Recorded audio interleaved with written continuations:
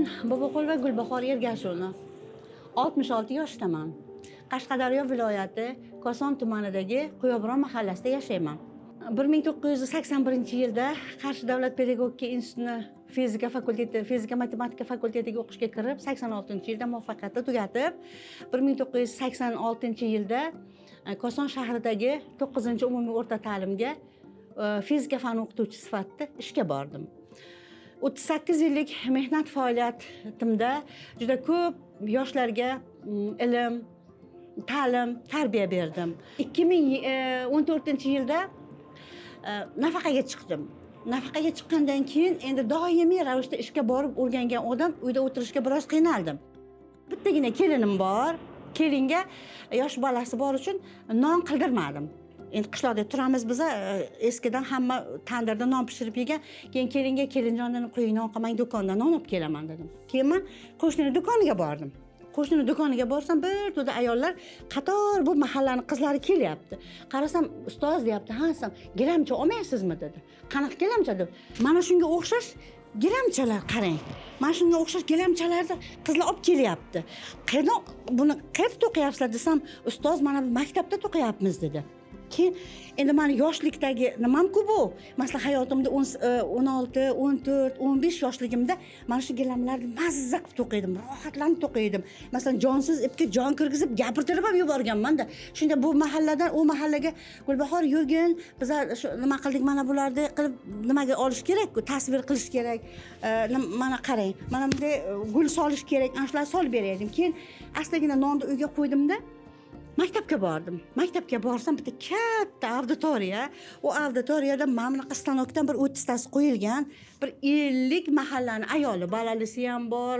Endi men yoshim, men tengimda yo'q. Yosh nimalar o'tirishibdi-da. Qarab turdim. Endi men mahallani qizlar, ayollar taniydi, ko'pchiligi tanimadik.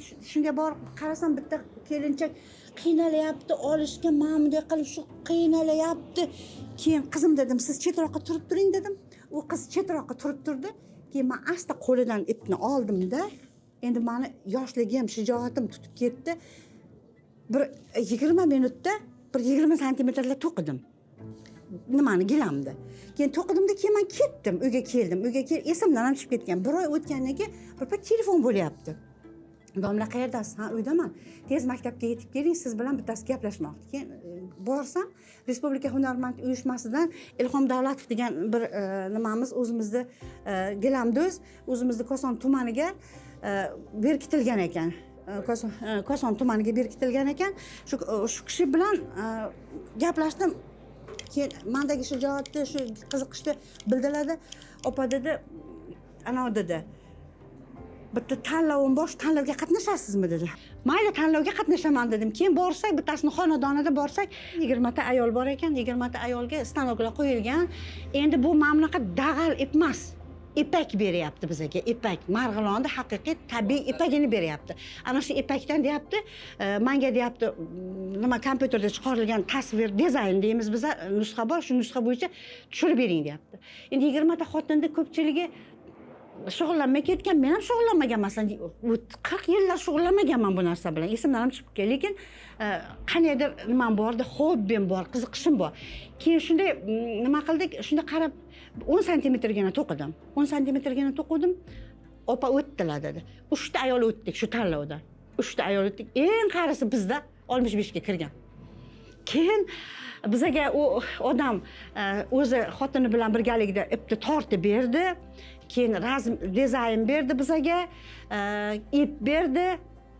Keyin "Opa" dedi, "Shuni" dedi, to'qishib berishingiz kerak" dedi. "Faqat" dedi, "men aytgan talabga javob berish kerak" dedi. Keyin qarang, eni 40 santimetr, bo'yi 70 santimetrlik ikkita gilamcha to'qib beruvdim. Menga $100 berdi. Keyin birinchi o'rinda iqtisod turadimi? Qiziqishdi, nimaga bu buncha qimmat? O'zimizda masalan deylik, mana shu narsalar dag'al iplarni, mana shuni qarang. 30 minglik ip ketgan. Juda qimmat sotsam 70 ming, 80 mingga sotaman. Tasavvur qiling. Buni ikkita to'qiyman men. Tasavvur qilib qo'y. Baribir hamma narsa bor, moddiyatga, iqtisodga borib taqaladimi?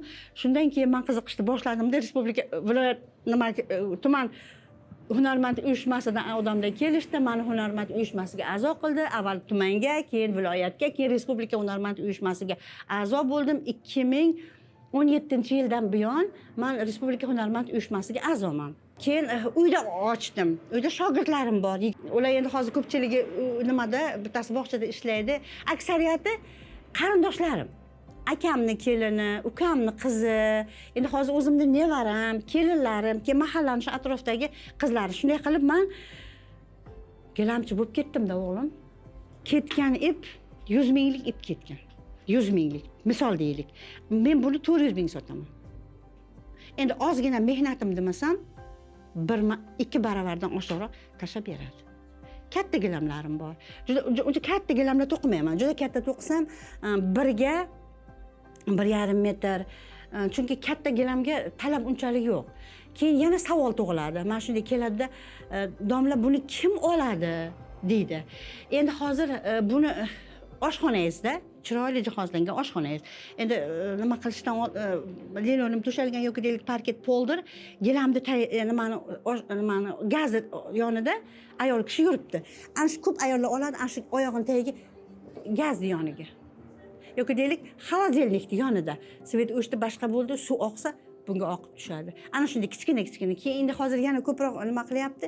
Beshikni tagiga olyapti gilamlarimni. Katta gilamlarim bor. Masalan, endi 80 sm bo'yi 1,5 metr gilamlarimni beshikka bog'laydi-yu bolani. Ana shu beshikni tagiga qo'ysa, hech qanaqa hasharotlar kelmas ekan. Chumoli ham yaqinlashmas ekan, boshqa bironta hasharot kelmas ekan. Ustoz, nechinchi avlod hunarmandsiz? Deyapti. Nechinchi avlod gilamni o'zisiz? Bu haqda o'ylab ko'rmagan ekanman, qarang. Bir kun keyin akam borlar, 70 ga kirganlar. Akajon dedim, nima uchun endi shu 70 ga yaqinlashayotgan paytimda gilamchi bo'lib ketdim? Oldinroq nima uchun shu narsa shakllanmagan? Desam, akam hazil bilan javob beryapti, ukajon, bu seni kutgan vaqt, bekor bo'lishingni kutgan. Shuning uchun nimalaring, ichingdagi hissiyotlaring shuncha uxlab turgan, pensiyaga chiqib bekor bo'lganingdan keyin shu narsalar ro'yobga chiqyapti, deyapti. Mana bu buxcha 1890-yillarda to'qilgan. Bir kun onamnikiga borsam, mana shu buxcha turgan ekan, buxchalar nimalarida, sandiqlarida. Keyin shuni olib kelganman. Men hozir aytayman, ko'p tadbirlarga, nimaga borsam, qiz tuya junidan qilingan. Tasavvur qilib ko'ring. 250 yil bo'lyapti. Mana shu narsa to'qilganiga 250 yil bo'lyapti. Lekin bironta mana bu yerlari ozgina nima bo'lgan, rangi o'chib ketmagan. Juda ham nafis yigirilgan. Keyin qarang, mana bunisi ipak ekan. Mana bu nimadan bo'yalgan ekan? Anorda po'stlog'idan bo'yalgan ekan. Mana bu upatlarda yong'oq bo'lmas ekan. Buvam Xudo rahmatli qayerlardandir yong'oqni bargini topib kelgan ekan, po'stlog'i bilan. Yong'oq mevasi emas, bargi bilan po'stlog'idan bo'yagan ekanlar. Mana bu ham zafaronmi, qanaqadir nima bor ekan, upatlarda o'zim hozirgidek bo'lmagan, o'zlashtirilmagan bo'lgan dalalardan terib kelib, mana shu tabiiy ranglarni chiqargan ekan. Mana shu narsa hozir meni nimam, tashrif qog'ozim desam ham bo'ladi. Qashqadaryolik opa keldilarmi deb, juda ko'p nimalar izlab keladi. Mana shu buxchamni sotib olmoqchi ham bo'lishdi. Yumetim, yo'q, men buni sotmayman deb, mana shuni saqlab yuribman. Subsidiya oldim aytganda 2 marta, juda ham xursandman. 2 marta subsidiya oldim. Subsidiya degani tadbirkorga davlat tomonidan beriladigan yordam ekan. Birinchi marta olganimda 8 million oldim shekilli. Endi hozir yana olyapman. 3 oyligini oldim. 4 million 120 ming so'mdan har oyda olyapman subsidiya. Bu 5 ta shogirdimga ish haqqi. Keyin mana hozir ko'rsatdimki, mana iplarni olib keldim. Mana bu iplarni olib keldim. Endi qarangda, men oqila ayol nimasida ham, mahallada ham ishlayman. Oqila ayol to'garagiga boshliqman. Endi ular mendan juda ko'p foydalanadi. Faqatgina gilam hunarda emas, oila masalasidan ham foydalanishadi. Qaynona kelin munosabati, er-xotin munosabati, masalan deylik, qudalar munosabati. Shuning uchun bitta bir chiroyli, o'sha bir kollejlardan birontasidan bironta xona ochib, qanaydir bir shtatni qilib bersa, juda ham yaxshi bo'laydi. Hali o'rganadigan juda ko'p narsalarim bor. O'zim 70 ga boryapman, lekin hali hayotdan umidim juda ham katta. Hali o'rganishim kerak.